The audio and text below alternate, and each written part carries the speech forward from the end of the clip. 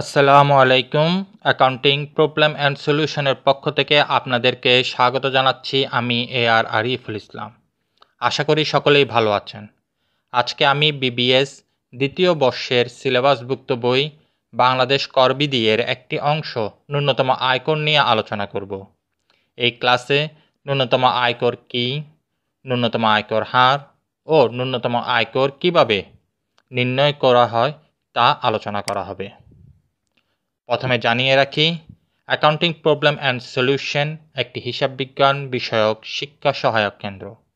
এখানে উচ্চ মাধ্যমিক ও বিবিএসের সিলেবাসভুক্ত হিসাব বিজ্ঞান বিষয়ের পাঠদান করা হয়। তাছাড়া উচ্চ মাধ্যমিক ও বিবিএসের সিলেবাসভুক্ত হিসাব বিজ্ঞান বিষয়ের বিভিন্ন অঙ্কের গাণিতিক সমস্যা সমাধান সংক্রান্ত ভিডিও পেতে লাইক দিন FB page accounting problem and solution এবং সাবস্ক্রাইব করুন YouTube channel accounting problem and সলিউশনে। আজকের আলোচ্য বিষয় ন্যূনতম আয়কর। প্রথমে আলোচনা করছি ন্যূনতম আয়কর হার। ন্যূনতম আয়করের জন্য তিনটি জোনে ভাগ করা হয়েছে। প্রথম জোনটি দেখুন এলাকা হিসেবে ঢাকা উত্তর সিটি কর্পোরেশন, ঢাকা দক্ষিণ সিটি কর্পোরেশন এবং চট্টগ্রাম সিটি কর্পোরেশন এলাকায় অবস্থিত করদাতা জন্য ৫,০০০ টাকা। অর্থাৎ এই তিনটি সিটি কর্পোরেশন ঢাকা উত্তর, ঢাকা দক্ষিণ এবং চট্টগ্রাম সিটি কর্পোরেশন এলাকায় যেসব করদাতা অবস্থান করবেন তাদের জন্য ন্যূনতম কর হচ্ছে ৫,০০০ টাকা।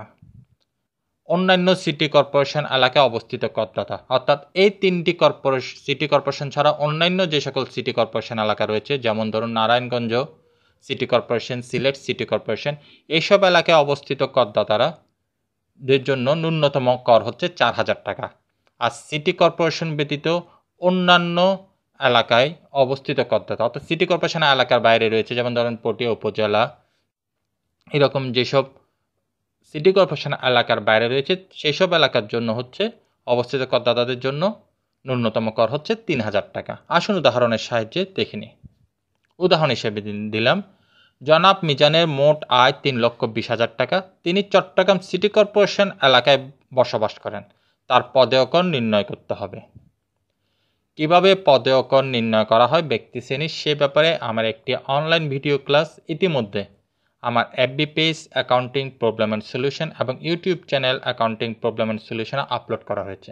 কিভাবে পদেয় কর নির্ণয় করা হবে, আমি এখানে পদেয় কর নির্ণয়ের পদ্ধতি নিয়ে আলোচনা করছি না, আমি এখানে আলোচনা করছি ন্যূনতম আয়কর নির্ণয় নিয়ে।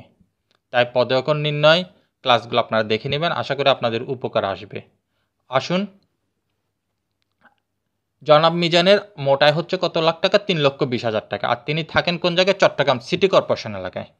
তাহলে আমরা জানি প্রথম যে পদেয় কর নির্ণয়ের যে ক্লাসটি নিয়েছিলাম সেখানে আমরা উল্লেখ করেছিলাম যে প্রথম ৩ লক্ষ টাকা পর্যন্ত আপনাকে শূন্য হার অর্থাৎ ১ টাকাও দিতে হবে না। আর অবশিষ্ট থাকে কত? ওনার লাভ আয় হয়েছে কত? ৩,২০,০০০। সেখান থেকে প্রথম ৩ লাখ পর্যন্ত কি শূন্য হলে আর অবশিষ্ট থাকে কত? ২০,০০০ টাকা। আমি পাশে লিখে দিয়েছি ৩,২০,০০০ টাকা থেকে ৩ লাখ টাকা বাদ দিলে আর থাকে ২০,০০০ টাকা। সে ২০,০০০ টাকার উপর ৫%, তাহলে কত হাজার টাকা পদেয় কর আসছে? ১,০০০ টাকা। কিন্তু ন্যূনতম আয়কর হচ্ছে কত? চট্টগ্রাম সিটি কর্পোরেশন এলাকায় যদি থাকেন তাহলে ওনাকে ন্যূনতম আয়কর দিতে হবে ৫,০০০ টাকা। জনাব মিজানের পদেয় কর হচ্ছে কত?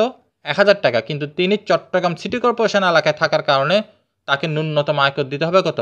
৫,০০০ টাকা। ১,০০০ টাকা দিলে হবে না।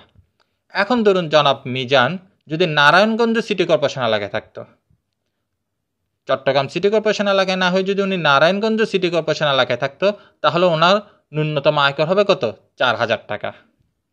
আর জনাব মিজান যদি পটিয়া উপজেলায় থাকতেন, তো কোনো সিটি কর্পোরেশন এলাকায় না থেকে যদি সিটি কর্পোরেশনের বাইরে অন্য কোনো এলাকায় থাকেন, যেমন আমরা এখানে ধরে নিলাম পটিয়া উপজেলায়, পটিয়া উপজেলায় যদি বসবাস করেন তাহলে তাকে ন্যূনতম আয়কর দিতে হবে কত? ৩,০০০ টাকা।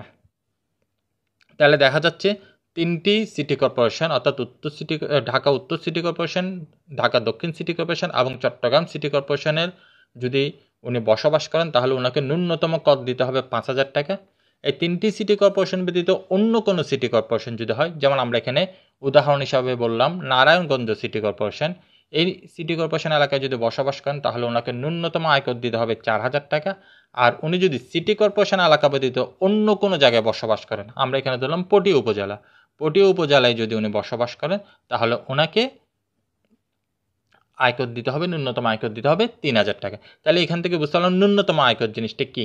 ন্যূনতম আয়কর জিনিসটি হচ্ছে কোনো করদাতার মোট আয় করমুক্ত সীমার অধিক হলে তাকে ন্যূনতম আয়কর প্রদান করতে হবে। অর্থাৎ করমুক্ত সীমা হচ্ছে 3 লাখ টাকা, এটার থেকে যদি অধিক হয় তাহলে তাকে একটা ন্যূনতম কর দিতে হবে। যেমন আমরা এখানে ক্যালকুলেশন করে পেয়েছিলাম 1,000 টাকা, কিন্তু উনি 1,000 টাকা দিলে হবে না, ওনাকে 1,000 টাকা না দিয়ে এলাকা ভিত্তিক যে ন্যূনতম কর আছে সেটাই দিতে হবে। এটাকে বলা হয় ন্যূনতম আয়কর। আমার এই ভিডিও ক্লাসটি যদি আপনাদের ভালো লেগে থাকে তাহলে ভিডিওটি অবশ্যই আপনার সহপাঠীদের জন্য শেয়ার করে দিবেন, যাতে আপনার সহপাঠীরাও উপকৃত হয়। আজ তাহলে এইটুকুই। আল্লাহ।